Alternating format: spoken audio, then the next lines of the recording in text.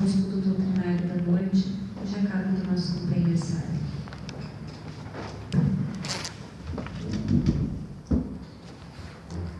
Que o amor de Jesus continue a nos envolver em mais esta noite que aqui nos reunimos. Dando continuidade às reflexões do livro Pão Nosso, psicografia de Chico Xavier, ditado pelo Espírito Emmanuel, o tema sugerido para hoje é o capítulo 130, com o título Onde Estão? Com este título, Emmanuel nos traz uma passagem do Evangelho de Mateus, quando Jesus disse: Tomai sobre vós o meu jugo e aprendei de mim, que sou manso e humilde de coração, e encontrareis descanso para as vossas almas. Todos já devem ter ouvido em certo momento da vida esta passagem do Mestre.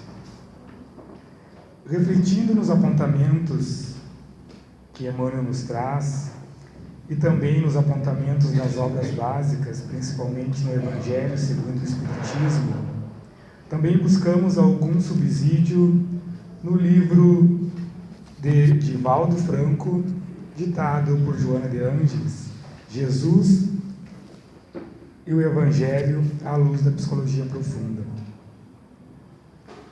Então, a palavra jugo, segundo a definição do dicionário Aurélio, significa opressão, sujeição, submissão, obediência, autoridade, domínio. Jesus nos convida para irmos até Ele. E o que isso significa? Seria a cura das enfermidades? A libertação das obsessões? A presença de milagres e facilidades em nossa vida? Primeiramente, é importante lembrar que os judeus, na época do Mestre de Nazaré, estavam sob o jugo romano, o domínio romano.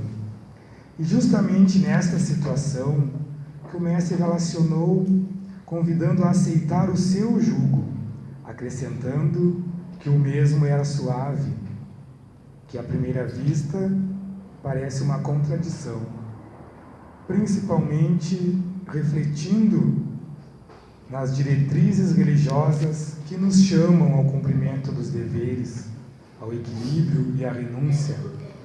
Sempre foram consideradas austeras, difíceis de serem seguidas. E naquela época, a frequência ao templo, a oferta de donativos e a postura convencionalmente correta já bastavam para caracterizar o bom religioso. Inclusive, muitos deslizes socialmente eram aceitos, não comprometiam a conduta do crente, ou seja, era o homem mesmo que determinava quais eram e como suprir suas deficiências morais. Isso devia-se ao fato que aquele homem antigo não compreendia muito bem Deus, tinha dificuldade na aceitação das leis divinas. Todavia, atualmente, mudou alguma coisa em nosso comportamento? Parece que muito pouco. Pode ter mudado muita coisa em evolução tecnológica, mas não em evolução moral. O avanço tecnológico permite mais conforto, facilidades, e isso, em tese, deveria sobrar mais tempo para nós como seres espirituais. No entanto, não é o que acontece. Vivenciamos um mundo da busca do material, que acaba aumentando os nossos sofrimentos. E acabamos não entendendo por que sofremos. Além disso, como forma de alívio às nossas aflições, buscamos consolo no consumismo e nas futilidades mundanas, querendo mascarar conflitos. Só que chega um momento que isso enjoa e não nos serve mais. Acabamos fugindo de todos os problemas que nos cercam, a não ser que eles tenham algum retorno social. Assim, acabamos traçando caminhos tão obscuros que chegamos a certo ponto que não nos reconhecemos mais. E a vida, de certo modo, perde um pouco do sentido. As aflições, as angústias começam a transbordar em desespero. E pela dor, somos forçados a buscar ajuda. Daí vem o diagnóstico. Estamos doentes. E a causa é que seguimos cegamente o jugo áspero da ignorância, da indiferença, da falta de amor, na descrença em um ser supremo, bondoso e justo. Acabamos por transformar as nossas vidas num pesado fardo, que de tão pesado nos imobiliza. É a hora de pedir auxílio, de refletirmos sobre nós e sobre Deus. É o momento de observarmos o pedido de Jesus, que convidou a todos que se encontram em sofrimentos e sobrecarregados, que Ele nos aliviaria. Mas ir até Ele não significa somente a ida a um templo religioso de forma física, mas sim buscar o exemplo do Mestre, da sua coragem e resignação, que é o caminho único que nos pode conduzir à felicidade real, que chegaremos desde que lhe sigamos os ensinos.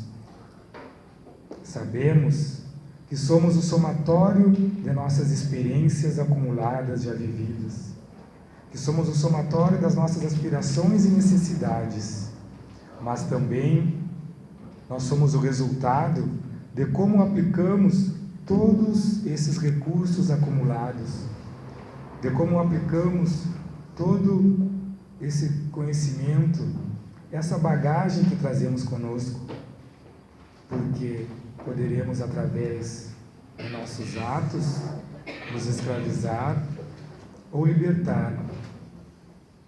Existe um ensinamento de um índio americano que, em certa feita, estava ensinando o seu aprendiz mais jovem. E o velho índio dizia: eu tenho dentro de mim 2 cães. Um bravo, muito feroz, pronto para avançar, e um cão dócil, meigo. O aprendiz pergunta: e qual deles que vai preservar a sua conduta? E o índio fala: aquele que eu alimentar. Então depende de nós. O que buscamos no dia a dia, o que alimentamos para as nossas vibrações, para a nossa energia que carregamos, para a nossa relação, esse intercâmbio com a divindade. Jesus nunca se apresentou como um solucionador de problemas, mas nos convidou a fazermos a nossa parte, a nos responsabilizarmos pelos nossos deveres. Assim, o Mestre torna-se um educador que sempre se fez compreender, nunca transferindo responsabilidade que a cada um pertence. Conhecendo o que nos provoca os sofrimentos e atento aos conselhos do Evangelho, é que o jugo se torna suave, e com a prática do amor e da caridade é que o fardo se torna leve. Assim encontraremos descanso para as nossas almas. Por isso que naquele momento em que ele se dirigiu à multidão dos aflitos e desalentados, proclamando o divino propósito de aliviá-los, é que o vinde a mim espera naturalmente que as almas inquietas e tristes procurem para a aquisição do ensinamento divino. Mas nem todos, aflitos, pretendem renunciar ao objeto de suas desesperações, e nem todos os tristes querem fugir à sombra para o encontro com a luz.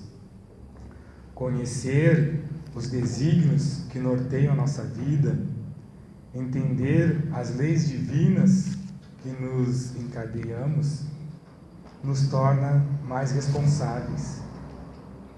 Muitos vêm à casa espírita e admiram o conhecimento exposto nas obras básicas por Allan Kardec,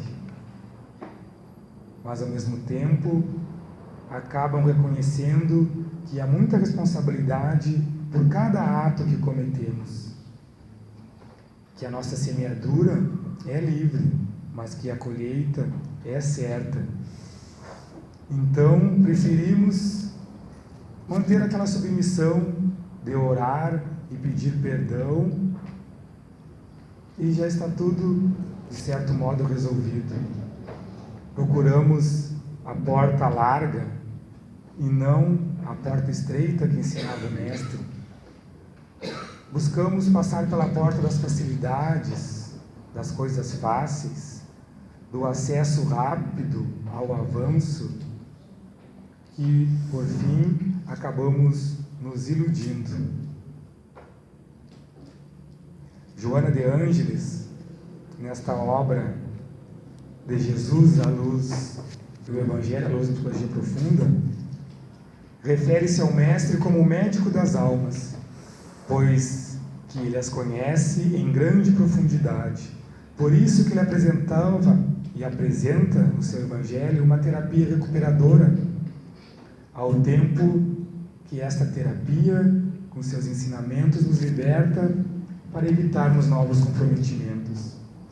Pois conhecendo a causalidade que desencadeia as aflições, que são as consequências de ações anteriores infelizes que as geraram, o Mestre propõe como recurso melhor para a total libertação do que nos perturba, conquistando nossa luz interna, superando toda essa sombra que campeia nossas consciências. A sombra que o Espírito Joana de Ângeles se refere é o desconhecimento das coisas. Quando descobrimos a realidade como seres eternos que somos, a nossa ignorância vai se clareando e vamos compreendendo melhor os nossos compromissos, buscando os ensinamentos do Evangelho, os subsídios da doutrina espírita, prometido por Jesus como Consolador. Estamos ao mesmo tempo compreendendo a grandeza das reflexões de há 2000 anos atrás, que se tornam atuais. Nosso fardo se torna mais leve, porque entendemos o porquê dos nossos erros, por que estamos aqui, para onde vamos, que depende do nosso livre-arbítrio a conquista do nosso futuro, que somos perdoados com uma nova chance de recomeçar, que esta oportunidade de vida que temos, de corrigir os nossos erros, tendo a certeza que a nossa semeadura nos trará uma colheita de alegria e paz. Se nos encontramos em momentos de dificuldades, o Mestre ensina buscarmos a sustentação na oração, que se converte num canal de irrigação de energia que vem de Deus. Com esse recurso incomparável, nos tornamos mais dóceis no trato com o semelhante, e isso permite que as forças espirituais que procedem das regiões superiores alcancem aquele que ora, produzindo em nós o milagre da harmonia e da claridade interior, que, se nos mantermos vigilantes, permanecerá conosco. Cristo veio à Terra, deixou um roteiro insuperável, que nós convertemos numa cartilha superficial, porque esquecemos dessa essência espiritual que o Evangelho nos traz. Ao longo dos séculos, nós fomos educados a dobrar os joelhos diante do Evangelho, adorar Jesus, dizer que nós o amamos, aceitá-lo, e depois voltamos para nossas casas, para o nosso trabalho, para a sociedade, a continuar a agir do mesmo modo que agimos há milênios. Com a compreensão do Evangelho, nos curvamos em perdão e agradecimento, pois estamos entendendo que as nossas dádivas são muito maiores que as nossas dificuldades. Se pudermos fazer uma lista, colocando de um lado tudo que nos perturba, tudo que achamos que nos traz sofrimento, e do outro lado, colocarmos todas as nossas dádivas aqui nessa existência, perante a imensidão de dificuldades e misérias que o mundo enfrenta aí fora. Qual será a lista que se tornará maior? Quando reconhecermos isso, o nosso primeiro sentimento dessa reflexão, dessa consciência de nós mesmos e da grandeza da vida, é um sentimento de reverência e gratidão ao Criador, que se começarmos a somarmos as nossas dádivas, nós veremos que são muito mais que os nossos sofrimentos.